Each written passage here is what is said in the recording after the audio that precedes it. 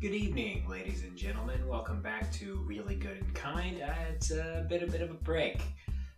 Thanks to Iskar Jarek for having me on his channel recently for a long, rambly discussion about full spoilers about the Malazan series. I really enjoyed that, and it was what I needed to get back into the groove of doing stuff. So, thanks again, Iskar, for having me on. It was fun. I know last time we spoke, I was planning on trying to do 3 videos a week. That didn't pan out, and for that, I am sorry. It looks like we're going to stick with a inconsistent upload schedule until things in real life calm down, but that just is what it is. So this video is in response to Niflrogs tagging me in Converse sneaker tag, which can be fantasy, can not be fantasy, but it's a tag about the books that shaped you the most as you were growing up.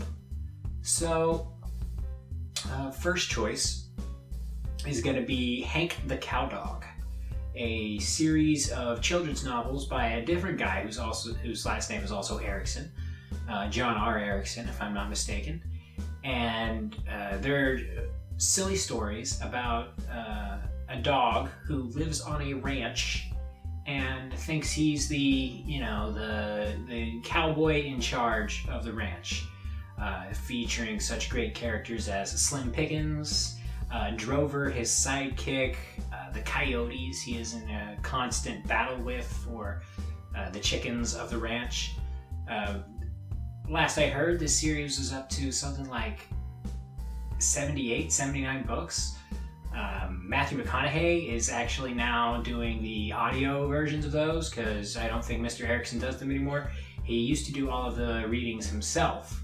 I used to have a bunch of cassette tapes of them when I was a kid, and we would listen to those religiously. He would sing the songs, he would do all the voices, and he would read it. And they're light, they're silly, they're hilarious. Some of the conversations between Hank and Drover are some of the funniest things.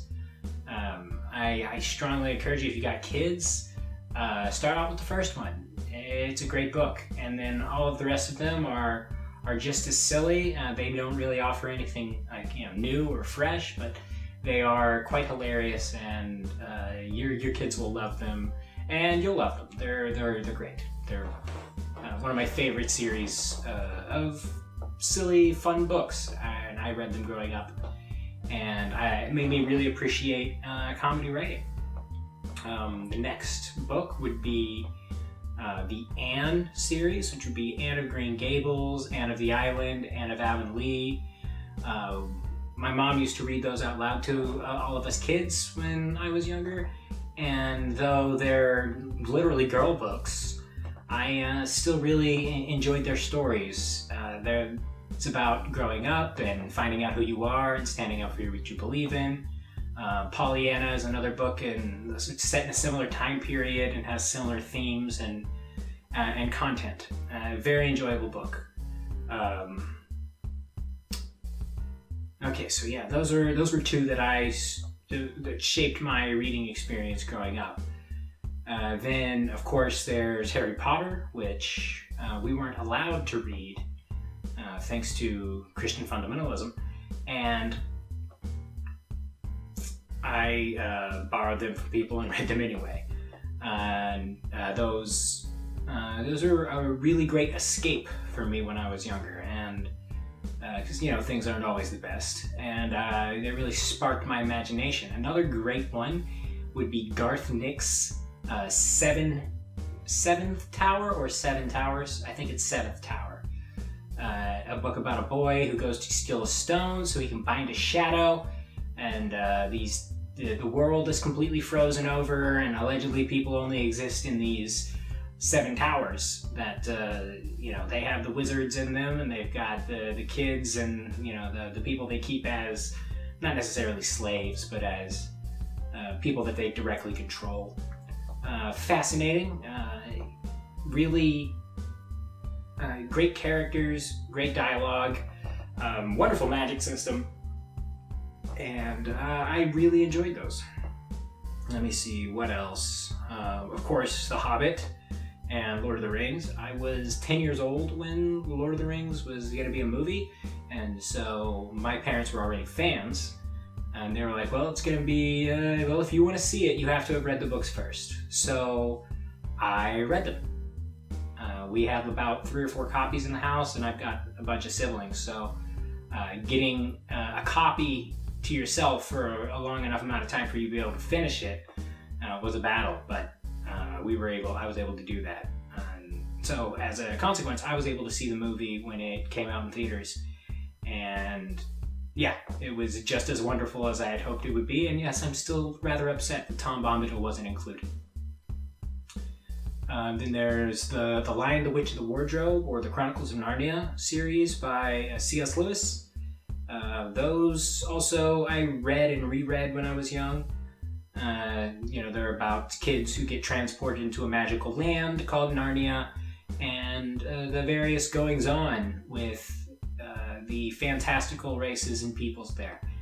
There's a lot of heavy Christian symbolism throughout the whole series, so if that's not something you're into, then you won't really be into it, but they are really good kids' books. They're written for kids, and they surprisingly get really dark towards the back half of the series. The Silver Chair, The Last Battle, Voyage of the Dawn Treader. These books have some very serious adult themes in them and adult subject matter, but if you write and you grow with the audience, then you're in good shape.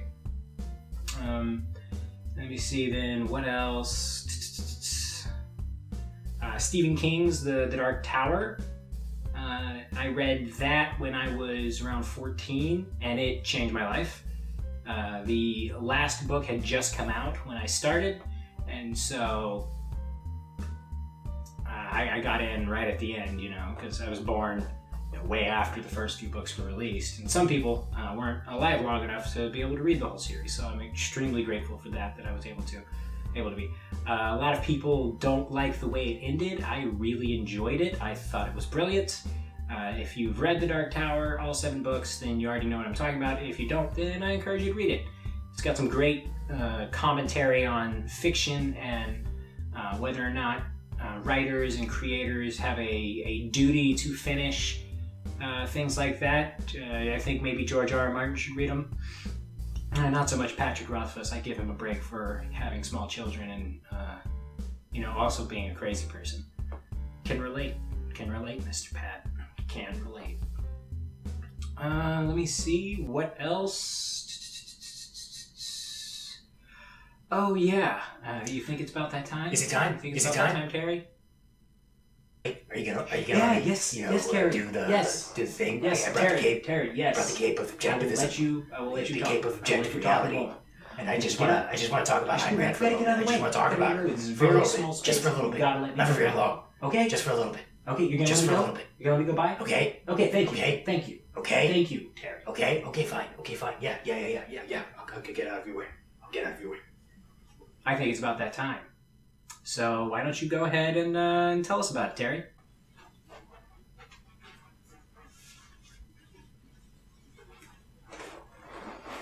Hi, everyone.